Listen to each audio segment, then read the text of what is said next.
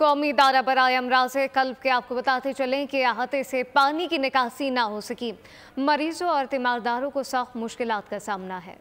कौमी दायरा बराए अमराज कल्ब आपको बताएं कि पानी की निकासी मुमकिन नहीं हो सकी है। कल्ब के अहाते से पानी की निकासी अब भी मुमकिन नहीं हो सकी, जबकि मरीजों और तीमारदारों को गुजरने में शदीद मुश्किलात का सामना है, जबकि तिब्बी अमला भी शदीद परेशान है। आपको बताते चलें कि मरीजों और तीमारदारों को इस मुताल्लिक शदीद परेशानी का सामना है। एक दिन की ये बारिश है, चंद घंटे की ये बारिश है और ये मनाजिर इस वक्त आप अपनी टीवी स्क्रीन पर वाज़े तौर पर देख सकते हैं। किसी समंदर, किसी नहर का वाज़े तौर पर ये मंजर देखा जा सकता है। कराची में गुज़िश्ता रात की ये शदीद बारिश का ये नतीजा है, जिसमें हर चीज़, पूरा शहर ज़ेरे आब आ चुका है। दायरा बराए अमराज कल्ब से पानी की निकासी अब भी मुमकिन नहीं हो सकी है, जबकि तीमारदारों को इस वक्त शदीद मुश्किलात का सामना है, मरीजों को शदीद मुश्किलात का सामना है।